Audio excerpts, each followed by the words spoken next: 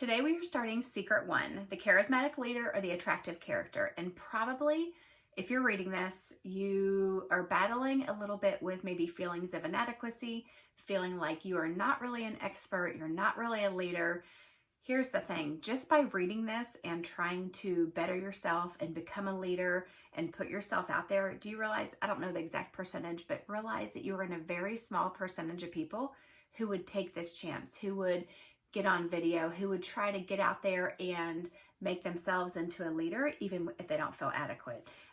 So just keep that in mind as you are battling those feelings of inadequacy. That is completely normal, and you are in the small percentage of people who is trying to battle those feelings. I love what he shared on page 6 about growth versus contribution, that you start with growth for yourself as you learn and become an expert. And then once you know so much about a topic, it's honestly like, it's not okay to not share it with other people. Because you have become an expert, because you have learned and studied, it's then your almost duty to share it with other people because of what you have learned. Like God has given you some kind of a unique capacity to share, some kind of knowledge that you have to give to other people. So it's time to share it with the world. And I liked what he said about you probably have two different voices. And I was kind of picturing, like in the old cartoons, like an angel on one side and a devil on the other side. And just how you have two different voices whispering in your head.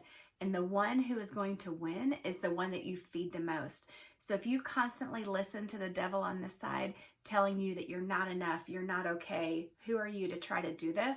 That's what's going to win out. But if you listen to the angel on this side and let yourself feed that voice and listen to that voice and do things to purposefully build yourself up and put those positive thoughts in your mind, this is the one that's going to win.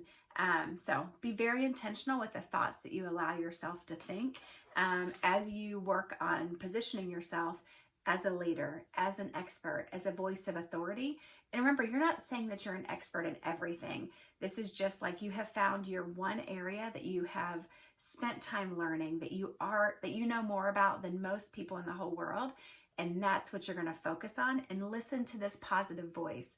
Drown out the negative voice, knock it off your shoulder, and intentionally shift your mind when you start having these negative thoughts and fill it with these positive thoughts.